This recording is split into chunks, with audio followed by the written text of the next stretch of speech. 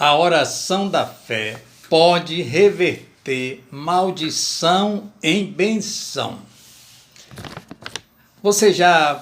Certamente você já passou por alguma situação em que você não tinha a quem pedir ajuda, né, ou alguma coisa parecida, porque há determinado momento que nós ficamos assim encurralados.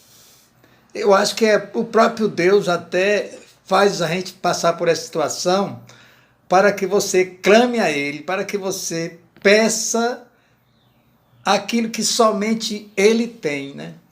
Então, é nesse determinado momento que você dobra o joelho ou não, né? Não importa a posição que você esteja, né? Mas você só tem um pensamento, que é você clamar a Deus. Aí você clama e a situação de fora nada muda, praticamente é a mesma, mas você sente no seu interior que algo mudou, né? Você sente que Deus realmente já lhe deu aquela bênção, porque você sabe que a fé ela possui logo, e nós no nosso interior, nós ficamos tranquilos sabendo que Deus já nos deu aquilo que nós esperamos. É porque eu costumo até falar muito isso, né? Que a primeira resposta é a resposta de paz. Então, quando Deus coloca numa situação de paz, é porque você já recebeu a bênção.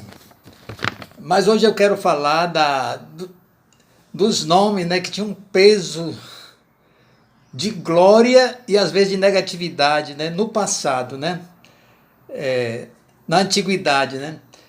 Por exemplo, né, Abraão.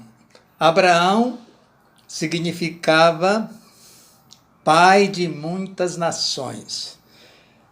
Mas Abraão, inclusive nós conhecemos, né, que é um símbolo de fé, está lá, o nome dele está lá elencado, né, em Hebreus 11, né, ele como modelo de fé para nós hoje, né, também. Mas ele, até aos 99 anos, até aos 98 anos e tantos, o nome dele era Abrão, que era só um príncipe, né, um príncipe local. Mas Deus disse assim, olha, seu nome vai ser Abraão. Porque Deus, nesse momento, fez também uma promessa que das suas entranhas nasceria, então, o seu herdeiro.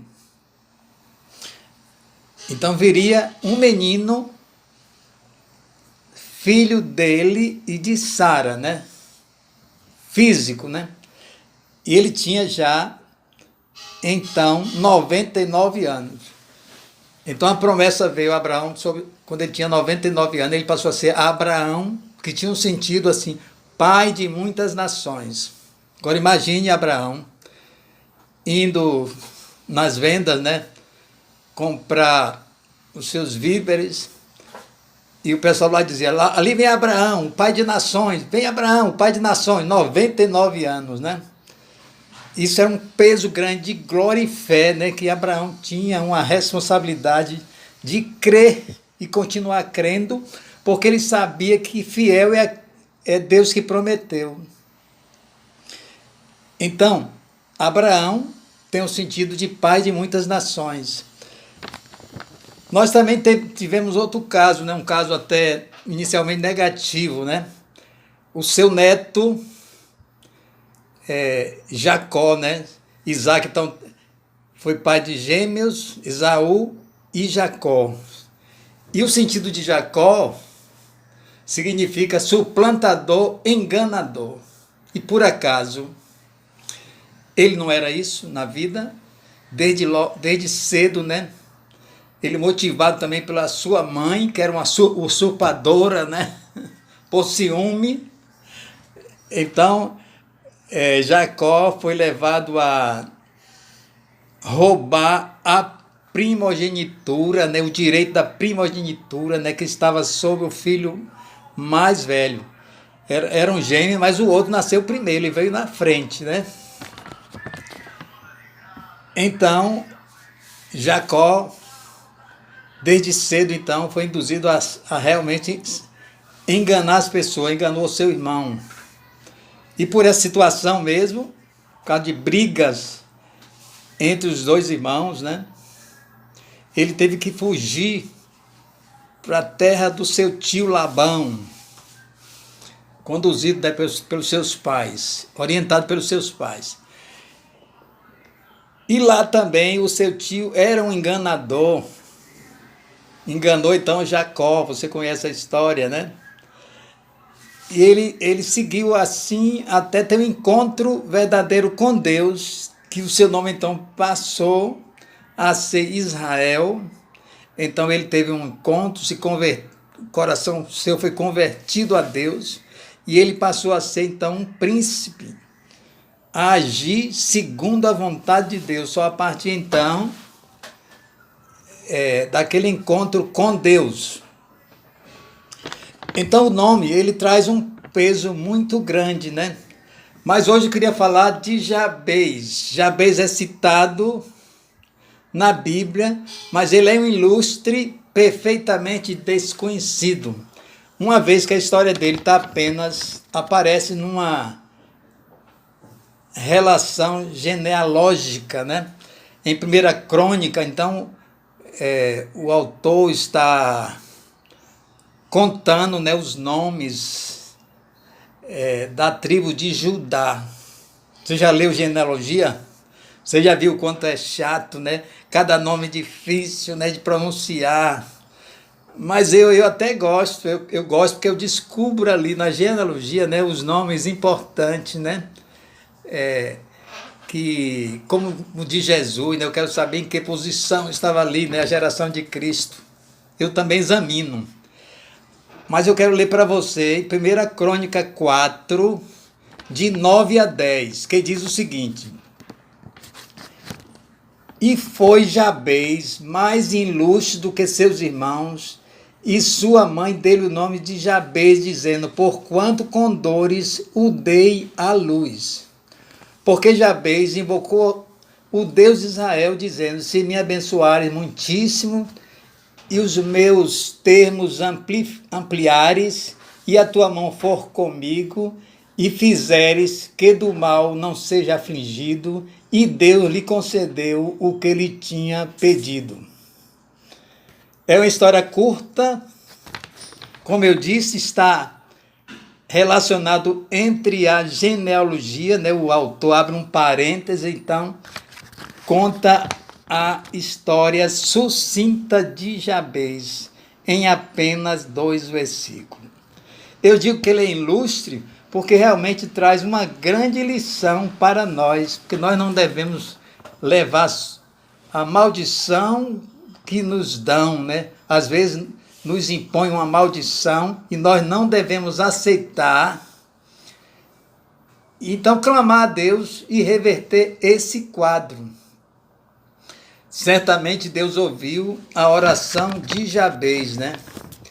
Jabez significa dor, tristeza, porque a mãe dele teve o menino com dificuldade, só que ela passou essa dificuldade, né, para a geração de Jabez, mas ele com sabedoria sobre reverter a maldição em bênção.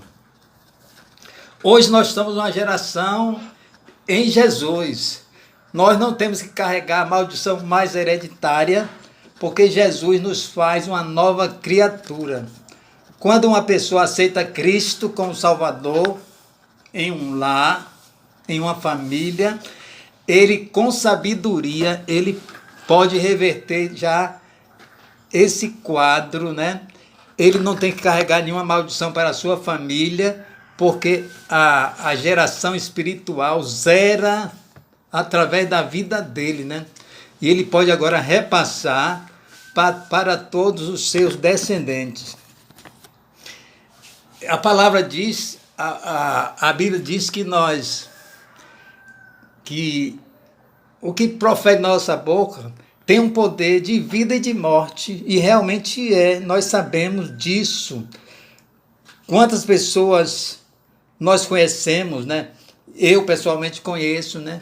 Crianças que hoje são adultos e que seguem uma maldição profetizada quando eram crianças. Então, se aquelas palavras pudessem ser revestidas, essas pessoas seriam outros bons cidadãos na terra, né? Mas hoje são realmente malditos, vivendo aquela malignidade que vivenciaram para eles. Então, se da sua boca pode sair vida e morte, então queira que a sua boca seja um instrumento de vida e não de morte, abençoando sempre, falando palavra positiva da confissão, né? Porque há um peso grande na confissão dos nossos lábios, né? Então nós temos que aprender a confessar a palavra de Deus, né? Trazendo logo, né, a Bíblia fechada é apenas um livro que tem a palavra de Deus ali contida, né? Mas para você trazer ela para a sua vida, ela tem que fluir através da sua boca, para a sua vida e para a vida de outro, através da confissão positiva, né? Aí essa palavra logos, escrito, né? Vira a palavra rema falada, não é um rema qualquer, mas é um rema de poder de Deus, né? Vem através da sua confissão. Então hoje nós somos uma geração eleita. Que tal nós falarmos isso? Sou uma geração eleita, né? Eu tenho um poder doador que Jesus me deu, né? Eu posso viver acima de toda malignidade. Isso não é você, não é nosso próprio, não é autoria nossa, né? É a palavra de Deus que diz que Deus lhe deu um poder.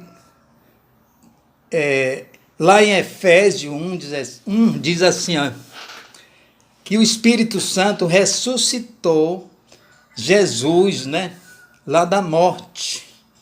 E ele usou um grande poder, né, um poder que a divindade não tinha usado até esse momento. E ele usou para ressuscitar Jesus, tirar da sepultura, né? Aí o versículo diz assim, que esse mesmo poder que ressuscitou Jesus, aí o próprio Jesus deu à igreja. Quem é a igreja? Nós, eu e você, mortais. Hoje nós somos remidos, nós somos uma classe de remidos, não somos mais pecadores, nós não temos a profissão de pecar, não. Nós pecamos por acidente, somos remidos, justificados por Jesus. Então a confissão positiva tem que andar agora nos nossos lábios para trazer um poder soberano sobre nós e sobre a vida das pessoas. Então você pode dizer, sou nova criatura, sou uma geração eleita, sou um povo especial, né? Porque Jesus me fez isso. Sou herdeiro, co-herdeiro com Cristo, herdeiro de Deus, porque nós nos igualamos a filho, né? Pelo poder de Cristo, da sua ressurreição. Co-herdeiro com Jesus, porque nós somos participantes, porque Jesus quis isso para nós, sermos participantes das mesmas promessas. Então ele dividiu por nós. Então não tem mais aquele sentimento de indignidade. Não, pelo amor de Deus, não leve indignidade para a sua vida, né? Você realmente não merecemos, mas ele que quis fazer isso conosco. Então não leve indignidade na sua vida, não. Eu não merecia, mas ele me fez merecedor e eu tenho que usufruir agora o seu nome, o seu poder, né? Então você pode dizer assim, olha, eu sou de uma geração eleita, sou nova criatura, porque a Bíblia diz, né, 2 Coríntios 5,17, nós somos nova criatura, sou um povo especial, porque Deus me fez isso, sou mais do que vencedor, posso tudo naquele que me fortalece.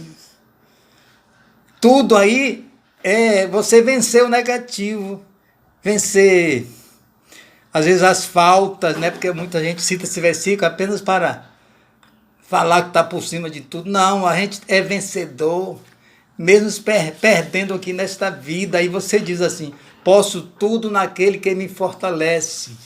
Diga assim, sou suprido, porque está escrito lá, Filipenses 4,19, né? Que Deus nos supre de todas as nossas necessidades. E para finalizar, quero citar 1 Pedro 5,7, que diz assim, ó, lançando sobre ele toda a vossa ansiedade, porque ele tem cuidado de vós. Deus que possa continuar vos abençoando.